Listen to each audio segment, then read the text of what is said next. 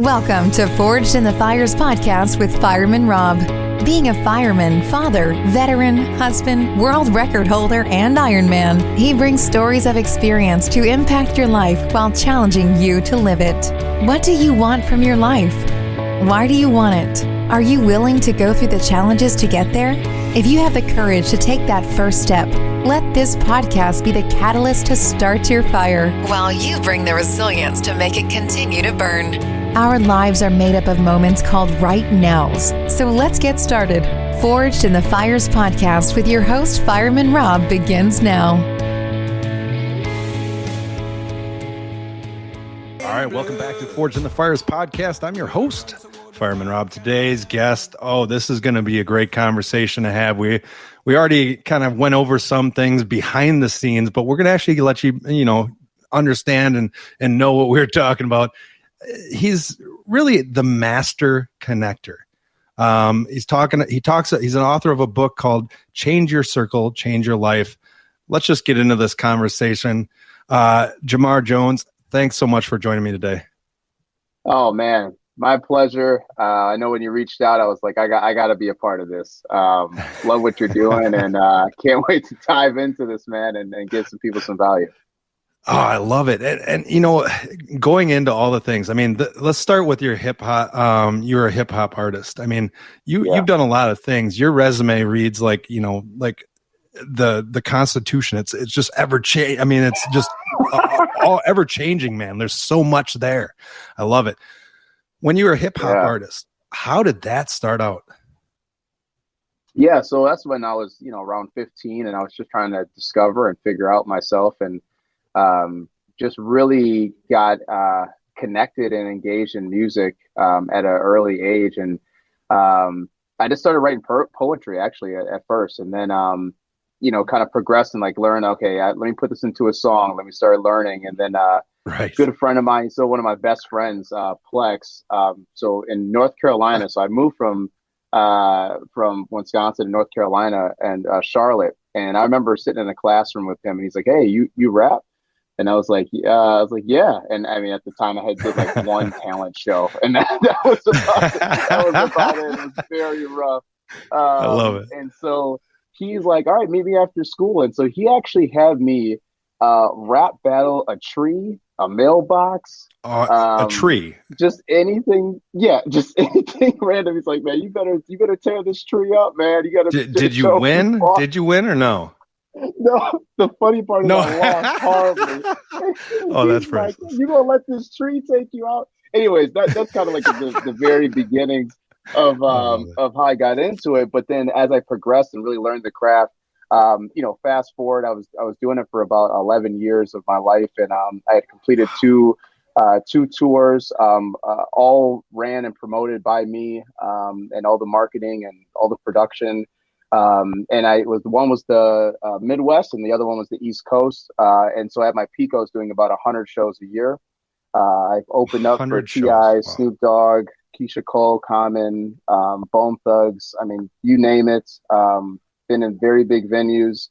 So music has always been a very impactful part of my life. And unfortunately, I actually tore my vocal cords in performing at the University of Minnesota. And I just that should have been your first thing. Don't go up to Minnesota and perform. You should have known this. Jamar, what were you thinking? But you tore your vocal cords? Oh my God. Yeah. I had 3 shows in one weekend. And I was performing at the college, and I felt something rip, and I kind of was like, oh my God. And it was an outdoor performance.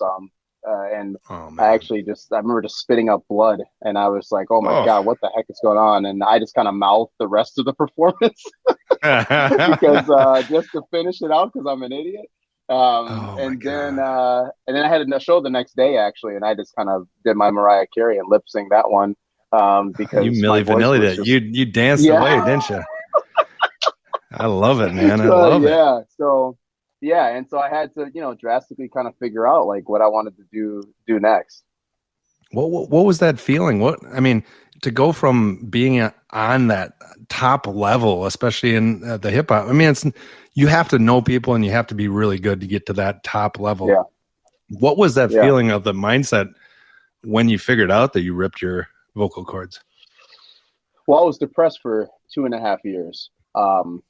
I was devastated. I mean, I still had performances and shows like lined up afterwards, and I had to like slowly just kind of like not book anything additional. And I had to really kind of come into my own of like, because my identity was hip hop, was music, was motivation, was, you know, that's like my end goal was to be a superstar, man, and just and share my message and you know, create change in the world through music.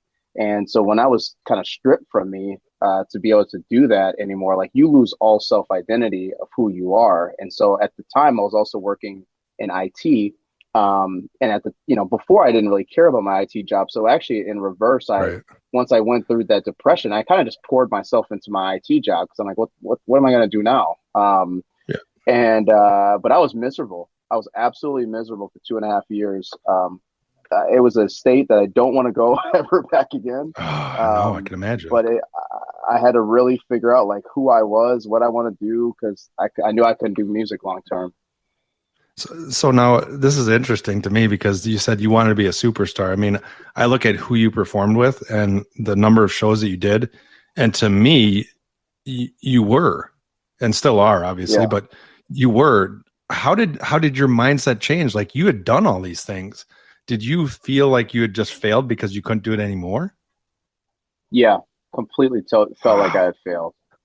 And it's all because I did not take care of my voice. And I tell every single artist, entertainer, take care of what, you know, your craft or whatever you do. If you use your hands, you use your voice, you use, you know, whatever that talent is, take care of it. Because if you don't, people think you're invincible, especially when I was in my younger, you know, I thought I was just invincible. So like, I just, you know, going crazy at shows every single night. It's like, if you're not just taking care of it, all I had to do was drink some tea, man, some lemon, some honey, you know, warm up the vocals beforehand. And instead I just, you know, went straight from kind of chilling to doing massive performances. And unfortunately it got ripped away. So I totally felt like a failure. Because, you know, I wanted to keep rising. I wanted to keep, you know, seeing how far I could take it. Now, when you were creating, because I love, it's like speaking to me, the creating a song. When you were creating your lyrics, what was the premise behind? Did you have a path that you were going down? You know, that for all of your music, were you going down a certain path, or was it what you were feeling in the moment? Just what I was feeling in the moment, just telling my story and then the story of others. You know, a lot of what I did was more inspirational or motivational hip hop. So, you know, just really telling a story. It's very similar to what I do now today with being a speaker. You know, just a little slower and less volume. It's just a little slower. A little quieter. A little quieter. You know, you're not gonna tear your vocal cords doing a keynote, right? No. I won't do that. I've now mastered the way I can, you know, make sure that my voice is taken care of. So I'm good there. But yeah, it's you know, my music was very I just wanted to, you know, get people out of either a dark place or be able to push them to their very best of their potential. That's awesome. That is so cool. And that now transitioned into a lot of the other things I want to get into. I absolutely love your media company's name.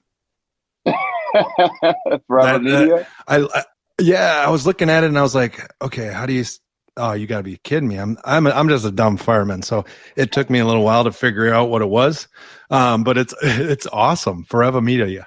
Oh, I love that. So where did that come from?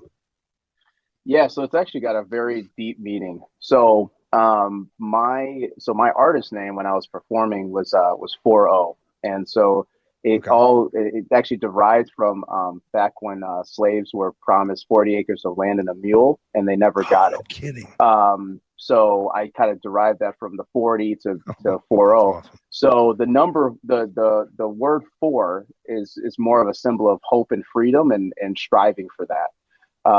And then the Eva part is something that I want to create a legacy. So I want something that's created for a very long time, well, when I'm long gone, to have something, I made my imprint, I made my stamp, for something to really create legacy. And then the A on the end was kind of just for a little bit of style and, a little bit of flavor added to it, that we're doing something a little different, than just your traditional ways.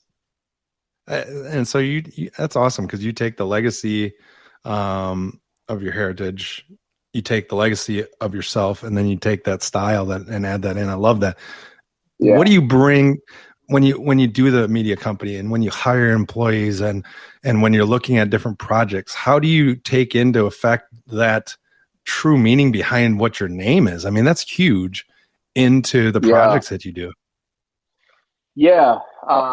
That's actually kind of really the lifeblood of who we are. And kind of what we, really just found out, like, what do we really care about, and what do we really want to be working on, and what impact do we want to make? And so a lot of what we do is through the lens of DEI, and just giving people opportunities and having them change their circle. So we work with, a lot of nonprofits, or mission-based or community impact type initiatives, but we also work with companies in reverse to be able to have their imprint in those same sectors. So like, we really look for things that we can get out of bed and really work for. I've done the stuff, man, where I, work with certain clients or certain people, man. I got a really funny story that I took a gig. I took a gig as we were doing video stuff, and this was probably like year 2 or 3 of my company, and it was actually filming a guy that was selling toilet seats, and like high-end toilet seats. And I, went to the establishment, and he was talking real serious about these toilet seats. Hey, a lot of us take that really serious. But there's like this little niche community that buys these high-end toilet seats, and I had to create like a promo video describing these toilet seats. Tell me you tried it out. Tell me you tried it out. What I did, of course I tried it out. What was the feeling behind what you had when you were trying out this toilet seat? The toilet seat had to be amazing. It didn't feel any different, man. Besides some padding, I mean, that's about it. Oh man, that's awesome. But yeah, I learned at that moment. I'm like, man, I gotta I want to be focused on and work on the stuff that I want to do. Yes, true. Was the money good at the time? Yes, but I'm like, this is not the work. This is not the legacy I want to be leaving behind. You're like, pardon my French, but this is pretty shitty. Yeah. Sorry, I had to do it. The pun was right there. It was right in front of my face. I had to do it. There. That's hilarious. Yeah. So I had to learn quick of different projects I was taking on at that time. I was like, I need to focus, and then that's when we kind of pivoted more into providing that community impact and really helping others and providing opportunities. And you provided a huge opportunity just recently in Milwaukee, and I mean, what an amazing opportunity that you gave to people that lead the movement business conference. I mean, so many great things. Just give me an overview. I mean, you seemed over the moon about what happened there. Give me an overview of what it was that made the most impact on you for doing this conference.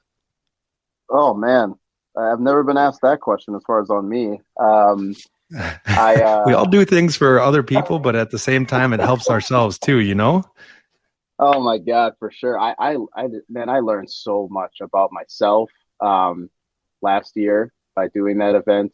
I learned a lot about who I was, what I stood for, because naturally, I mean, you kind of kicked it off in the beginning of this podcast, but my born gift is to be a creator and a connector. That is my born gift. I do it effortlessly, and it's something that just comes so natural. But also, I learned a lot about structure, how to execute something at that magnitude. So I was the first African American small business owner to rent out an arena. It's not a small arena. Fiserv Forum is huge. Yeah. It's not like you rented out a box or 2 seats. No, the arena. Like I had the whole thing for a day. I could do whatever the heck I wanted for a day. And did you run out? Did you run out and announce yourself? That'd be cool. And then take off like those zip pants. That'd have been awesome. We're gonna have to do that next time you do this. I'll announce you. It's all production costs. Yeah, exactly. The problem is, when you rent it out, you got to foot the bill. That's the problem. Yeah, that's true. We could have the lights off. That's fine. There you go. There you go. So yeah, I had it at the Fiserv Forum Sports Arena, and it was absolutely incredible. We had panelists, so we handpicked every single speaker to be involved with the event. We had a great audience. So our first inaugural event was about 400 people. I was planning on a lot more there, but we, honestly, it was a learning lesson for a lot of different things. But we also had an experience area that really dove into metaverse. It dove into podcasting. It dove into how to use esports and maximize that and get into that sector. It had a boost for nonprofits that I did free of charge. So for the nonprofits to be able to showcase what they do. And we had a whole, networking area, and then people actually got to sit right there on the arena floor or in the stands and really listen to the content. And we had some powerful speakers and then a concert at night. So it was a very unique experience for a lot of people of how you use entertainment to be able to connect with one another, how to mold in community to organizations and how they can communicate and collaborate better. But it was all through the lens of DEI. And it was absolutely incredible. The conversations, the connections people made were so impactful. We have so many testimonials for people that went to this thing. Imagine. The video content and photos alone. Every time I post a photo from there, I'm just like, dude, I'm like, your smile. I'm so blessed to have like these epic photos of me killing in an arena. Cause it's like, it's just such a crazy, far-fetched idea. And what I learned about myself was just like wow, like this was actually something that I created. It was a thought, and I created it, and I did it. That's huge. And a lot of people, especially in Milwaukee area, a lot of all talk, and the doing is not as much.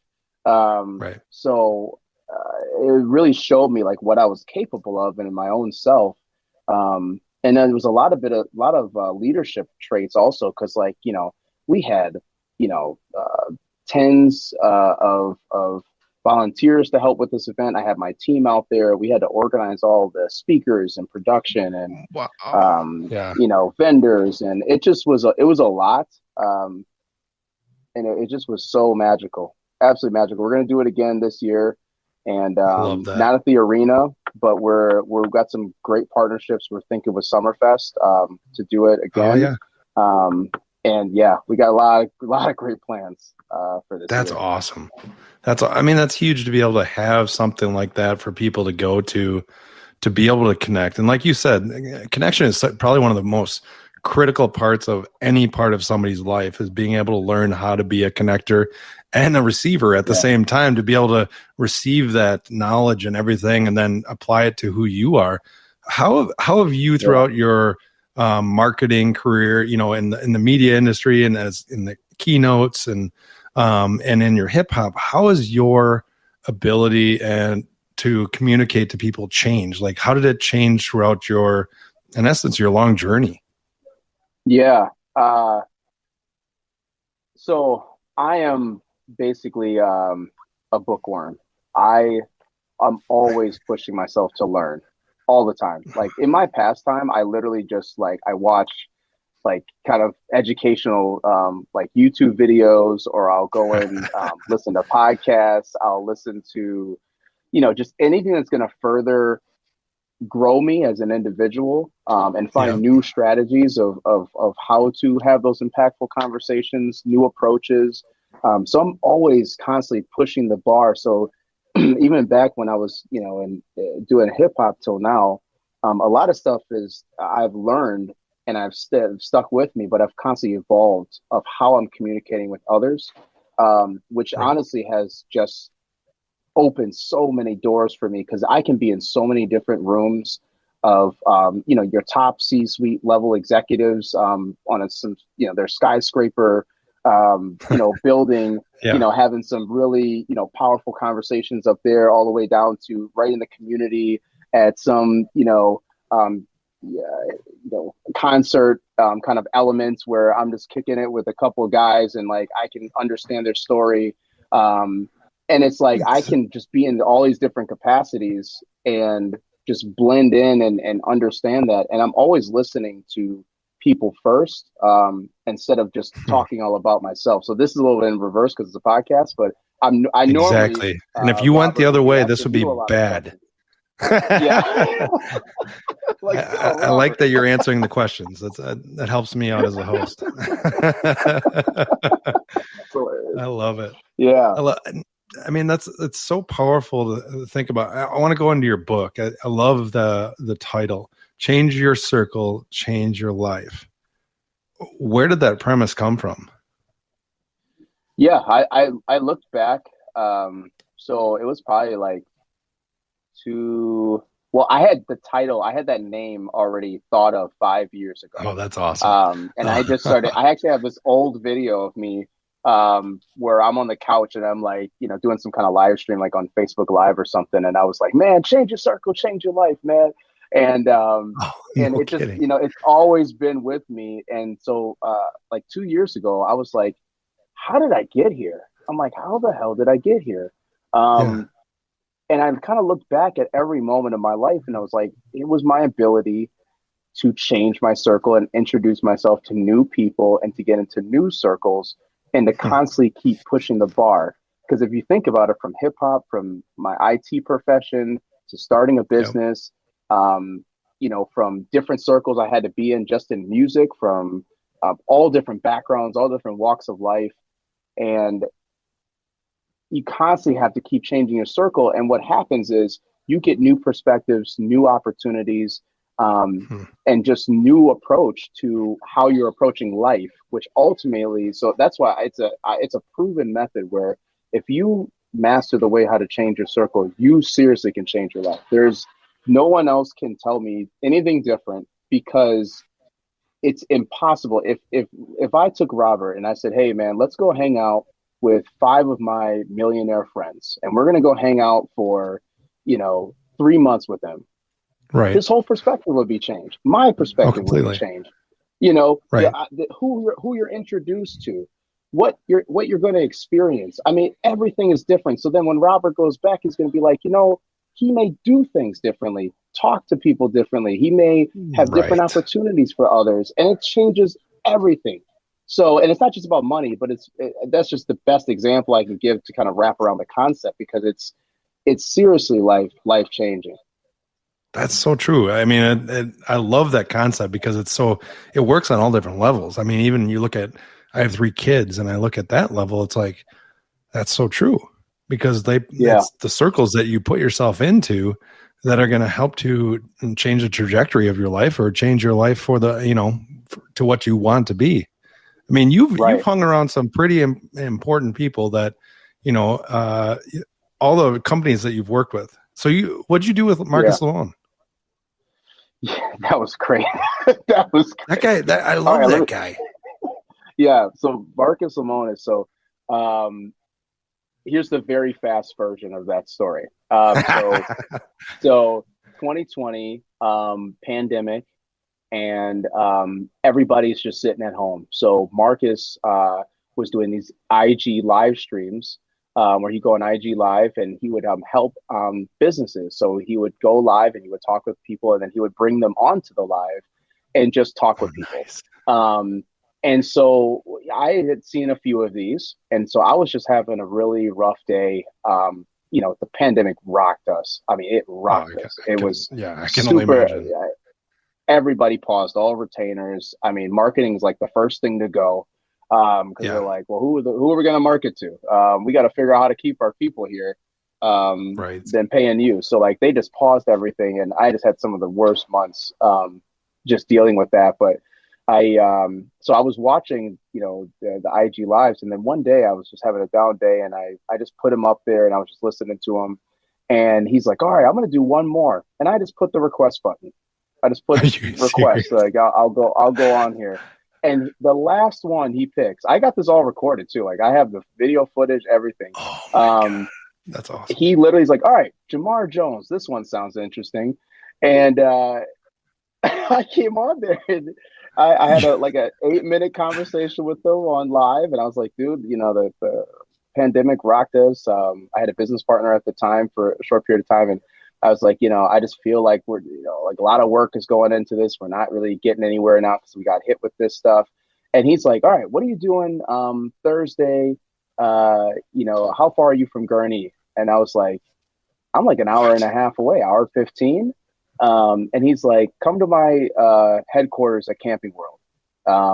And he's like, I want you to bring your business partner, and we're going to talk about what you guys got going on. So we basically got an hour and a half business consulting session from Marcus Lemonis for free. And that part changed my life because we also got to work with Bentley's Pet Stuff. So if you've seen The Prophet, NBC, The Prophet, one of my favorite shows. So we got to work with Gio and Lisa with Bentley's Pet Stuff. And Marcus was like, hey, I'm going to give you a 3-month retainer, $10,000 a month. It's not a lot of money. And at the time I was like, dude, we're coming out of COVID. Like this is great. This will buy us masks. So perfect. I was super excited, and he gave us that opportunity, and he really, that was actually a big turning point in my business because I got to learn so much from that experience working with Bentley's and working with Marcus. And that whole thing was absolutely incredible. It rings true to exactly what you're doing now. You're giving people opportunities. That's so awesome. That's such a cool, that's a cool, you don't ever shorten that story. That's a good story. I love that. I tried to shorten it as much as I could. No, you don't shorten good stories. It's just like Mark Twain said, you don't have to, I think it was Mark Twain. He said, you don't have to memorize true stories. That's always a good one too. Yeah. 100%. Everybody tries to memorize their speeches and it's like, what? Didn't you live it? Yeah. So now I want to go into just when you're looking at what's next for you, because you have huge dreams. What's next on the docket for not only for your growth, but that you're going to put out there as an opportunity like Marcus did for you? Yeah, my like I said, I learned a lot last year in 2022, and so this year, I want to really pour the gasoline on the things I've already created. So since I'm naturally a creator, I always want to create new things. The problem is that at scale, that becomes more difficult because you have a team of people, you have to put processes, procedures, you have to put structure around. Right. It's like having a baby. You can't just keep having babies. You got to take care of them at some point. Right. So exactly. At some point. Yeah, at some point you got to take care of them. So, I want to really, grow these entities that I've created, and then just really maximize those opportunities this year. So we're going to do the event again. We have our Forever Movement business community, and we do events every other month. But then also our agency does amazing work in the community and also helping organizations as well. So I just want to pour into that, and then also my speaking and my book, because I feel like I haven't fully maximized the power of my book yet. So I really want to get some national attention on my book so I can give other people opportunities. Because the more I can obtain, or people I can meet, the people I can engage with, the more I'm going to have connections in those relationships to then trickle that down to the people I know that are absolutely incredible, and to give them an opportunity. And I love doing it. Like that's honestly what, more than the money, like I love just giving people an opportunity, because like when they come back like, man, you did this for me, and then look what happened now. I'm like, dude, that's what I'm talking about, man. Like that's a legacy right there. Guys. Yes. Yeah. Yes. So I want to continue that and just continue empowering others. I love that. Now, I know a lot of people are talking about diversity and inclusion nowadays, and Yes. you had touched on it. I think one of the biggest things. Tell me from your perspective when you've been out into community events, you go to corporate events, and you're doing this marketing and media. I think it's so powerful that we don't. So many things in this world over time are like flashes in the pan, right? How does this become something that's a long-term habit and not just a goal? Oh, such a good question. It first starts with the foundational aspects of what DEI stands for. I think because now there's two different ways to look at this. So one way is like a business way. So a business perspective, and the other way is more on a personal, just a one-to-one perspective. So business-wise, companies need to stop putting metrics and goal points around this stuff, and make it the lifeblood of their organization to be able to just be better, and be able to get into these different markets, to understand people in a different way, and just make this throughout the entire organization than just having, a chief diversity officer and they don't touch any other parts of the organization. So that is one of the main problems right now when we talk about all this stuff that's happening, because, they're either trying to get out of some legal trouble, or and I'm just being honest. They're trying to get I out like of the honesty. trouble. That's so true. And they got sued, and they're like, holy crap, I don't want to pay this, amount, or, we got to really assure this up. And that's where a fire happens. And they want to address the problem and hire, somebody to be in charge of diversity and lead those initiatives. But then they feel like, once that fire's out, that it's fixed, and it's not fixed. It's just getting started. And then the other part is the personal one-on-one level, where I think that, this whole DEI conversation, this is what I teach, as far as what I talk about, what I teach on. And the element is that we have to start just treating people like human beings. I love just that statement. Just one-on-one, we're not, all these different races. We're one race, and that's the human race. And if we can start by just doing that and just talking on that level with one another, all this other stuff that kind of comes with it, it almost becomes, some of those conversations become irrelevant almost. And then some of the conversations become easier to have because you have a better perspective, because you're just looking out for one another as a human being. And that's what I teach, as far as, let's just first start with treating each other like human beings. Then we can get into furthering the conversation on all the other things within DEI. That's where it needs to start. And I feel like people are starting way too far down the line on the DEI conversations, and not starting at that point of, let's just talk human to human. And it's hard because a lot of people come in as experts, right? And who do you go to as that expert? I think I think a lot of people are looking at it from a framework of like, okay, who do I listen to? Do I listen to them, or how do we do this together? Because that's the one thing that I when I look at it, it's, who do I look to, and how can I work together with them to figure it out? What would be some suggestions in that way? Yeah. My first thing is, start by understanding who is in your current circle, and just start having some real conversations, and just listen. And also say, hey, how can I help, or how can I support? Because the thing is, like, when you start looking at experts, this is not something, yes, there might be experts in this certain topic, or because of their experience with talking to so many different individuals, or things that they've done. Either could be certifications, educational level, things like that. But when you boil it down, it's understanding, like, I got an awesome, one of my good friends, and he's Puerto Rican. And I love just to ask questions, just to listen, just to understand the culture, understand what he's going through, Right. different challenges and tribulations. But so in to answer your question, in a way, he is an expert of his own experiences.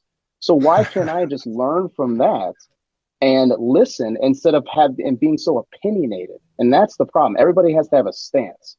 Just listen, Right. learn, and just take in that knowledge, be a sponge, and then make a position. I think people are way too quick to make a position and then, stick to it and they haven't learned enough.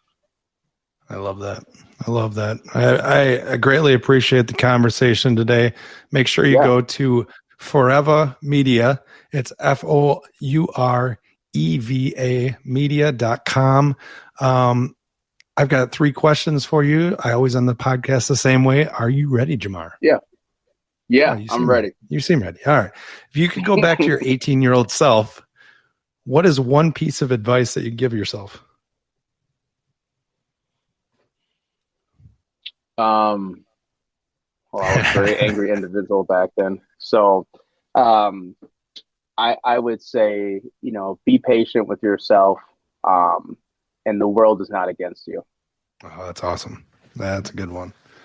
All right. So the second one is everybody's going through challenges and struggles in their own lives, and a lot of them we don't know about. If you could tell somebody to start incorporating 2 habits into their daily life to continue to move forward, what would those 2 habits be? Oh, I love this one. Okay. So the first one is start writing down, and I love to do this just within my business, but also personal life. Write down every day and put a plus and say, what things did I actually move forward today? And you put that next to the plus category. Negative means what things went backwards today and what am I going to do to change it? And then the last one is that, what did I do today to allow a little bit of time for myself? Like, what did you do for yourself today? Right. Because that's just so important, especially if people have families and things like that. They start to lose themselves in just the day-to-day thinking about everybody else but themselves. So if you start doing that and getting in the habit of writing those things down, you're going to start to train your brain to start articulating it first and then be able to apply new methods, because you're learning and you're not doing the same thing like a hamster wheel and you're going in circles and circles.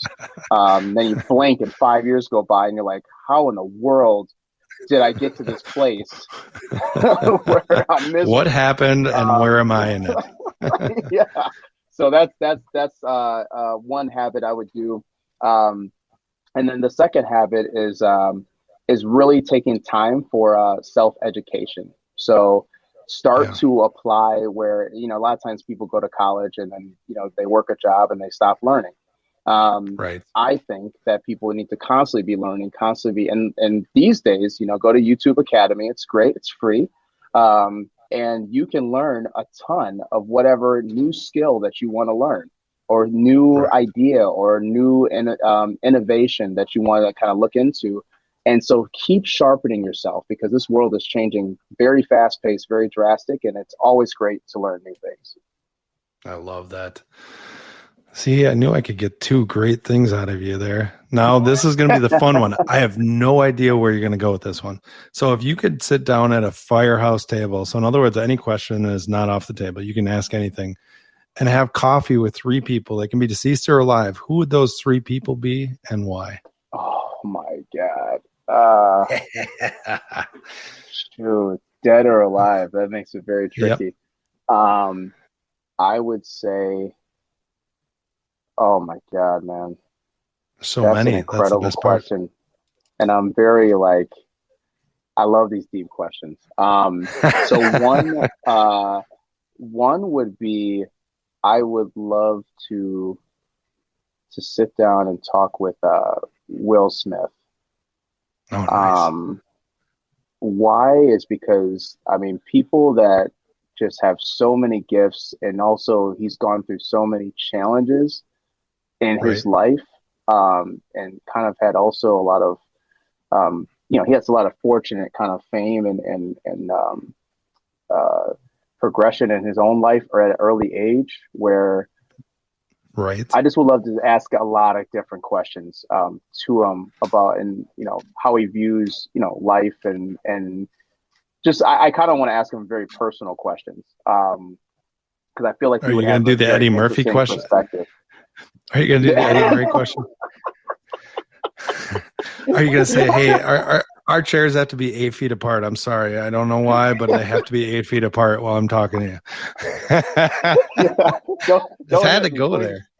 Yeah, exactly. I like it. Yeah, so that would be one. And yeah, it's so unfortunate that it happened, that he did that. Man, because that guy was like he was so respected and looked at as like almost like a top figure, far. And then that mountain crumbled pretty quick. Yes. So that would be one. The second one would be, I would love to talk with I think Martin Luther King would be a very powerful conversation. Either Martin Luther King or Malcolm X would be absolutely amazing. Both of them would be good. That's two different perspectives. That's two different perspectives, two different outlooks on it. Man, I'm really gonna think about this later on because you're gonna text me. I feel it. 2 a.m. I'm gonna get a text. Hey Rob, I've got like 6 more. Can you give me a call? And we're just gonna record that. But I really take time to think about this. You know what you should do is anybody that signs up for your event next year. This would be cool. Anybody that signs up for your event next year, have that as a question before they close out. I like it. Yeah, it makes you really think. It makes you really think. I like it. It gives you perspective. I try to think if I honestly just selfishly, I would. My grandpa just passed away, and honestly, I would love to have another conversation. That man always had some. Man. He was very, stuck in his old ways, but man, he was very wise. Very wise. You could always get some knowledge out of him. That's awesome. So, definitely be my grandpa. Love that answer, man. Love the conversation that we've had, and I can't thank you enough for all that you're doing and continue to do. So, Jamar Jones, thanks so much for coming on today. Yeah, thank you, man. Appreciate it.